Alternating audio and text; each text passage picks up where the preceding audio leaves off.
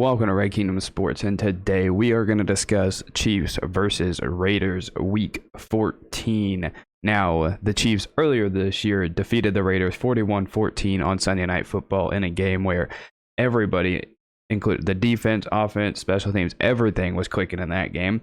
The Chiefs have won 5 in a row, and the Raiders themselves have lost 4 of 5. And the last time the Chiefs and the Raiders played at Arrowhead, the Raiders decided to get cute and take a victory lap around the stadium, and their season went into freefall mode. So, congratulations, Raiders, last year for being the Week 5 champions. You guys have not looked the same since. And for the Raiders, they did not play well the last time against the Chiefs. That's pretty dang obvious. Only scored 14 points. Derek Carr did not have a good game. Now, Derek Carr, before we get into anything else, I want to admit, I've said this a million times. I will say it every time. I'm a Chiefs fan first, and I'm a football fan second. I can watch any team at any point. I watched that Seahawks-Washington game earlier this year on Monday Night Football. I thought it was terrible. I thought it was really boring, and I still watched every second of that game. I think I turned off on the fourth quarter. But still, I'm a football fan second, so I can root for anybody else that I want, and mainly because, well, I'm human, and I get to choose what I want to do. But Derek Carr, I do think he is a good quarterback. I really do. I think the Raiders as a whole organization has dealt with a lot of BS this year that I don't think any team would want to go through, from their head coach to Henry Ruggs to that defensive player to literally everything. And now their season has basically been in free fall mode for a while there. They played really, really well at the beginning of the season. They really did. They played well against the Cowboys. They had some great victories. But then their season, like I said, they've lost 4 or 5 now. So their season kind of feels like last year. They started off hot and then just completely fell apart. Now, again, a lot of that has to do with the distractions that they've dealt with. Fine, whatever. So I'll be honest. I like Derek Carr as a quarterback. I'm not afraid to admit that as a Chiefs fan. I think he's great. I can admit that Justin Herbert's a great quarterback. Teddy Bridgewater sucks. Like, that's pretty obvious. Teddy Bridgewater's not very good for the Broncos. Thank you, Broncos, for bringing in Teddy Bridgewater. Anyways, so we look at Derek Carr. I like him, but the last game they played against the Chiefs wasn't very good. He was just lofting up interceptions. Like, I feel like that's his favorite thing to do. Just loft him up. You had Deshaun Jackson with that terrible fumble. They didn't have a fairly good game against Washington last week. They did have Hunter Renfrow, who stepped up for Darren Waller, who was out. So, if Darren Waller does play with the Chiefs, that's 2 guys that they're going to have to cover. But if we look at the Chiefs, and I want to start with their defense, because I like to start with the positive thing from this Chiefs team that has been very good, is that everything the Chiefs have been doing on defense. And it's been fantastic on defense, basically since week 6. I think it was the Titans game again. I really think it was the Titans game again. There's just something about the Titans and the Chiefs. Every time the Chiefs lose to the Titans, they just start rolling. They did it in 2020, their Super Bowl year. They're doing it again. So does that mean the Chiefs are winning the Super Bowl? Who knows? But hey, I'll be honest, this team feels just like the 2020 team. It really does. Terrible defense to start, and then they just rolled off, became the number 1 defense in football, points per game wise. And it was just unstoppable, free-falling. I know the offense isn't as flashy as it used to be, or, scoring 45 points a game. Mahomes isn't thrown for 5 touchdowns, whatever. People can take whatever they want from that. I don't care. You don't have to. That's the one thing I don't like about the media right now on the Chiefs. Oh, they're not winning by enough. Really? Wait, because last year they were winning, they were putting up points, but they weren't winning by enough. A lot of that stuff last year came in garbage time. This year, they're winning by a sizable margin. Covering the spread seems to be sports media's favorite thing to talk about, which I understand for gamblers and everything else like that. That's fine. Like I think that's a okay thing to go with, even though the people in Vegas just set a line and you bet on it. Fine. But they're covering spreads now, but they're not scoring 45 points a game. They're only scoring 22, 19.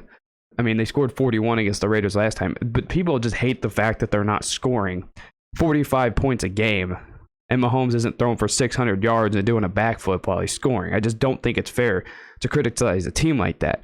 Defense wins championships. Mahomes, he's playing off, and the offense is still doing just enough to win. They're scoring on their opening drives. They're marching right down the field, and they're playing fine. Like, the defense has been balling out. So, yeah, maybe the offense, maybe Andy Reid does trust his defense a little bit more. So maybe he is making those play calls like, hey, we'll take the field goal instead of a touchdown or going for it. We'll get off the field and we'll let our defense do something, which is totally fine, because the defense itself has been playing great. They have a takeaway in 7 straight games. They went from giving up over 32 points a game to 21. They've been giving up like 14 points a game though since week 6, which is very impressive. I don't care about yards per game. I think yards per game, in a way, if yards per game and the points per game allowed line up, I think those two stats can be perfectly valid in your argument. But the argument, I think points is a very good indication of how well a defense is playing, because the yards per game, if the Chiefs still give up a lot of yards every game. Like the defense, they really struggled last week to stop the run with Javonte Williams, which is fine. It's not fine. That dude can run the football, but they're a bend but don't break defense, which is, it's fine for me, because bend but don't break, give up 3 points, or as they did last week, an 11-minute drive giving up no points. That works. And that's another thing. Teams are still afraid of the Chiefs offense. Everybody says it every single week. Announcers, all of them. You can't beat Chiefs with field goals. They can't. So these teams are so afraid to go and kick a field goal. And I think that's probably what lost the Eagles the game earlier against the Chiefs. They kick field goals. But teams are afraid to kick field goals against the Chiefs. And that's why they went for it on 4th down when they could have taken 3 points. So there's a few people on TV, Nick Wright mainly, even though I find him to be sometimes a bit much. He has a great point. Until teams stop treating the Chiefs like they're going to score 1,000,000 points every single game, there's no reason to believe that these Chiefs aren't the favorites. Teams are still afraid to kick field goals against a Chiefs offense that has been struggling for a majority of the year. So that's something that you have to think about. These teams are not there, and I know it's a world where everybody's like, go for it on 4th down, whatever. I think people go for it on 4th down way too much nowadays. I think it's really bad. But teams are still afraid of the Chiefs. They're kicking. They refuse to kick field goals against the Chiefs. And I think until teams stop treating the Chiefs as the deadly offense that they've been the last 3 years and in times this year, there is no reason to believe that these Chiefs aren't one of the top teams in the AFC, if not in the NFL. Because all it takes is for Mahomes to get right for a stretch of 3 games, and the Patriots to lose a couple. The Bills, I think, are out of it. You have the Titans, who I think are probably, at this point, I think the Titans might lose their division. But the Chiefs to get right offensively, and I think it can be free sailing from there. And the Chiefs are could be number 1 in the AFC, could make it all the way to the Super Bowl. I know I went off on a tangent there. Let's get back to the defensive side of the ball. Again, this had to do with stats, whatever. I don't think stats are a full indication of how well a defense is. I was getting to the bend but don't break, which I really appreciate from this defense. The last game the Raiders had against the Chiefs defense held the Raiders to 1-9 on 3rd down, which is fantastic. Means they were getting off the field, even if you're not getting turnovers, a team, teams that want to stay on the field because of Mahomes, getting them off the field on 3rd down is amazing. Held them to under 300 total yards, 299 to be exact.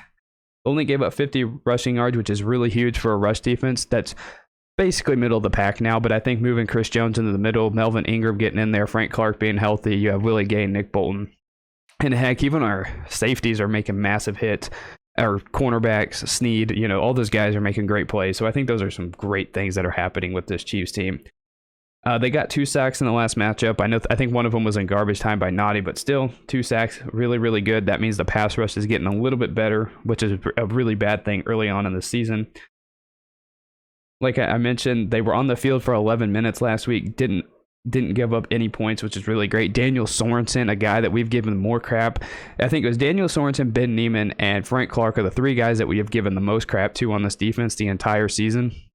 And those 3 guys, albeit Ben Neiman doesn't play very much, Sorenson really seems to be a 3rd down blitzing guy, and Frank Clark, who has just gotten a lot better as the season went on. Those 3 guys have played great. Ben Neiman, obviously, with the tip, and Daniel Sorensen with the pick 6 last week. That was amazing. That celebration into the end zone is going to live on in my head forever. I think I've watched that hundreds of times at this point. It is my absolute favorite thing that had happened from that game. The defense is just playing great. They need to contain Renfrow Waller if he plays. Don't let D-Jax get loose. He's really, really fast still at what 32, 33, whatever, how old he is.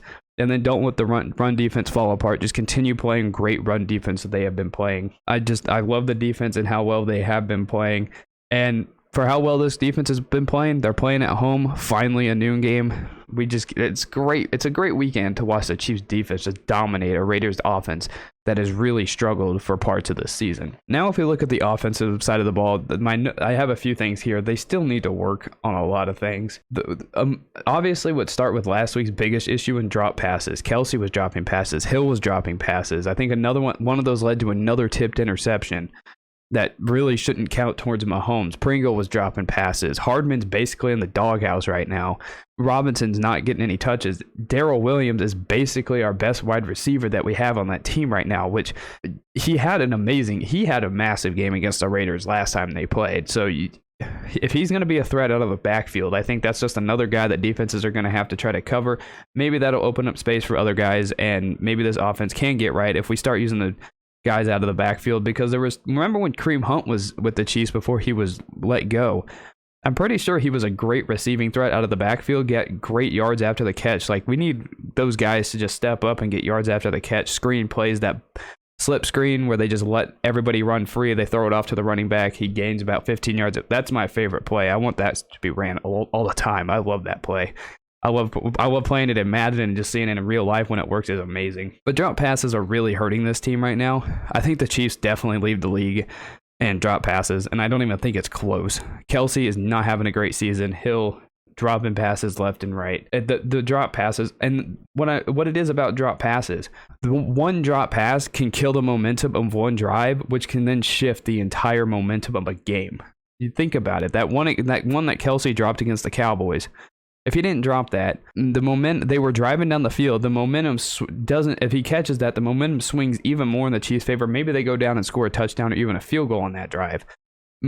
Drop passes killed momentum of games, because then after you drop a couple passes, the offense is, they're scared to throw the football. They're afraid that they're not going to be able to move the ball because people are going to drop it. I think drop passes, and this is just my thought process, how I'm thinking of it, drop passes might be the biggest issue with this Chiefs team, really.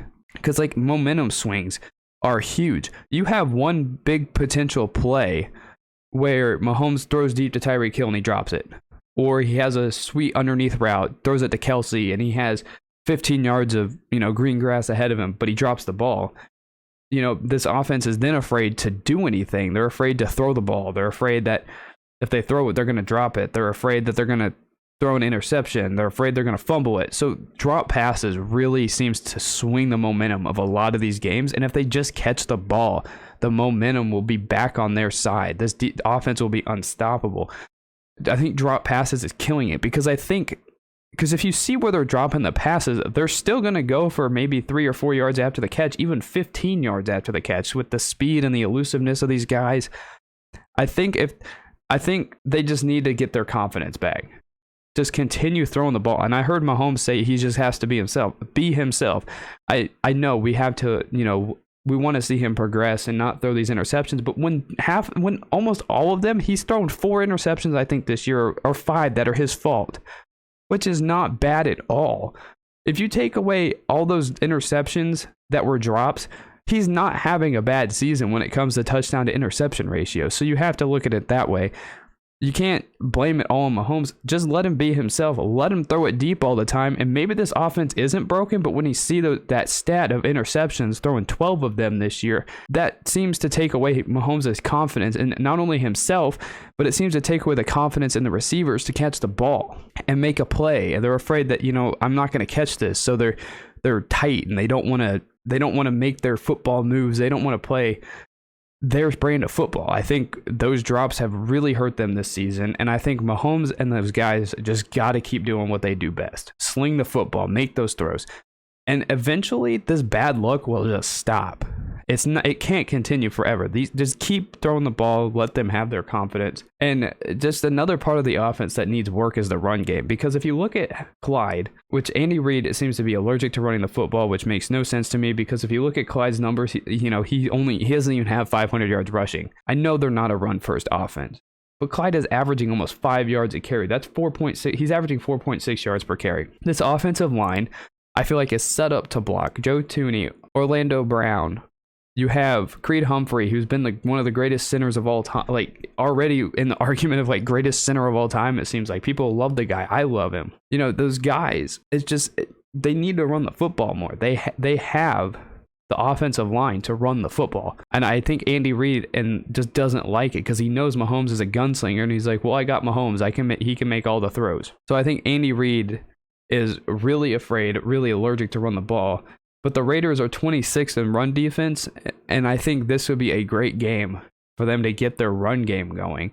I think there was the game last year against the Raiders on Sunday Night Football where both teams were just moving up and down the field. The Chiefs had sustained drives last year in that game. I think they need to use the formula from that game and just use it in this one. I think it'll work. I really do. And they're at home in a loud stadium against the Raiders. Run the football. Let the defense make a couple stops and then sling the ball out. I don't think this Chiefs team is broken at all. And I think the Chiefs will beat the Raiders. They're at home this time. I think there's a good chance they could dominate the Raiders this weekend. They're coming again against a divisional rival. They're hearing all the talk about how they're broken. They're playing the Raiders. And what's better than playing the Raiders and just proving the media, proving everybody wrong, and just destroying a divisional opponent?